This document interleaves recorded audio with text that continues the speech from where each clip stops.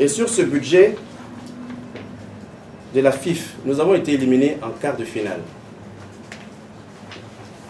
Éliminés en quart de finale, d'abord je vous explique comment ça fonctionne. Quand ce budget est validé et que le conseil des ministres s'est prononcé favorablement et qu'il passe le circuit, signé par 3 ministres de la République, ce budget est transmis aux services concernés du ministère de l'économie et des finances pour que les moyens soient débloqués. Donc il revient maintenant au Trésor de débloquer les moyens. Et on ne prend pas 3,6 milliards pour mettre à la disposition de Sidi Diallo et ses équipes pour disposer de cet argent comme ils veulent.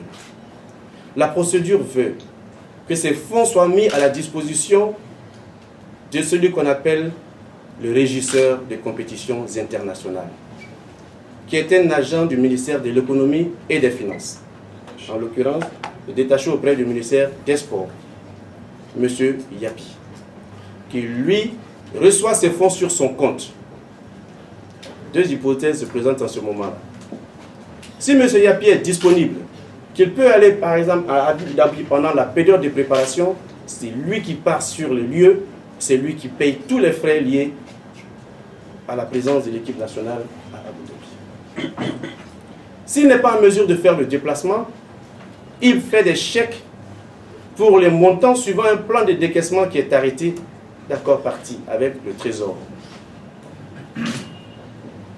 Si la préparation coûte 500 millions, on vous débloque au fur et à mesure de l'avancement de la préparation, 100 millions, 2 millions, 200 millions, et les billets d'avion, c'est débloqué et mis à la disposition de M.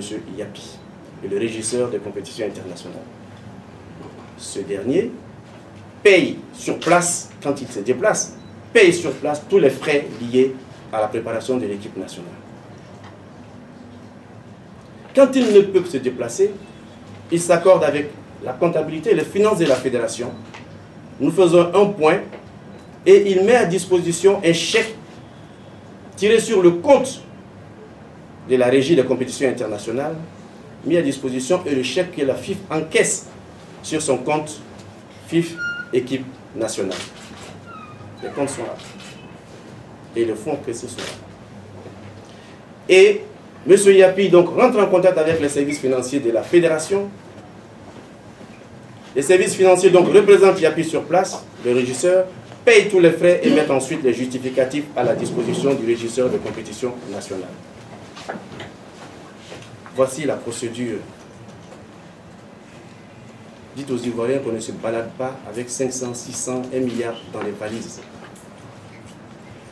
Et ce qui est convenu de faire, tout ce qui concerne la participation, à part les frais d'hôtel et les vacations des personnes qui sont appelées à travailler en sélection, tout ce qui concerne les primes, tout est payé après la compétition.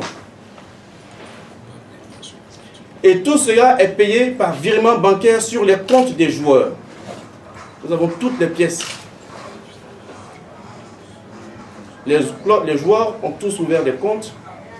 Ils nous donnent donc leur domiciliation bancaire et nous faisons les virements sur les comptes de ces joueurs. Ces virements peuvent être vérifiés auprès des banques, auprès des joueurs, qu'on interroge les éléphants s'ils n'ont jamais reçu leur prime depuis que nous sommes à la fédération. Si on n'avait pas payé les primes, les joueurs, vous savez, ils allaient le réclamer. Donc, le régisseur, quand il ne se déplace pas, il fait un chèque, nous mettons sur le compte de la fédération et nous faisons des virements sur le compte. Et s'il ne se part pas, c'est nous qui payons sur place les frais d'hôtel et tous les frais liés à la préparation et tous les frais liés, parce qu'à la compétition il vient, et tous les frais liés donc à la préparation de la sélection nationale. C'est comme ça que ça se passe.